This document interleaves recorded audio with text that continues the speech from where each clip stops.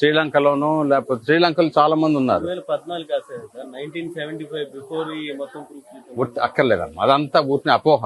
నువ్వు నీ వెబ్సైట్ చూసుకో. 2014 మీడియాలో వస్తున్నాయి. తప్పమ్మా, సోషల్ మీడియా అంతా దొంగ మీడియా. నేనైతే అబద్ధం చెప్పాలని పని లేదు.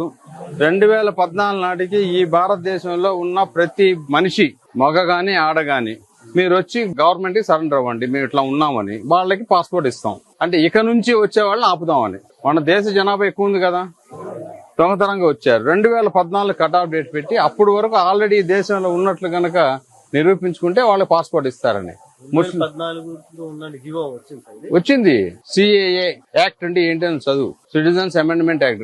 యాజ్ ఆన్ 2014 నాటికి ఎవరైతే దేశంలో ఉన్నావో, నీకు నాకు కాదు, అది వేరే దేశాల నుంచి దొంగతనంగా పారిపోయి వచ్చిన వాళ్ళకే అప్లై అవుద్ది. అది నువ్వు నాకు సెపరేట్ గా వస్తే నువ్వు 10 మందికి చెప్తానంటే నీకు మళ్ళీ 10 నిమిషాలు క్లాస్ తీసుకొని నీకు చెప్తా, నువ్వు చదువు.